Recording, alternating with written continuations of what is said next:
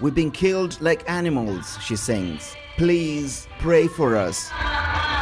An event calling for an end to violence against albinos, who are constantly reminded of the danger to their lives. This city was once known as the capital of witchcraft, with killings happening almost every month. The most recent, an albino woman, hacked to death in May. NGO figures put the number of people with albinism in Tanzania at over 33,000.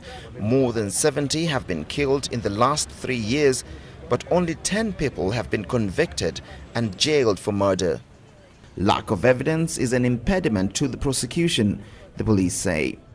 These kinds of campaigns take place mostly in urban areas, but the message doesn't always reach the remote parts of Tanzania where they're most needed, where discrimination against people with albinism is much more common. The remote island of Ukerewe is home to about 70 albinos. Its first albino inhabitants were abandoned by their families. Recently, many have fled the urban centers for refuge on this island. But still, they're not safe. This is the Namigambo family. The little boy, who is 4, survived an attempted kidnap when he was just 3 months old. The mother managed to escape to safety by jumping out of the window. The family says more should be done by the government.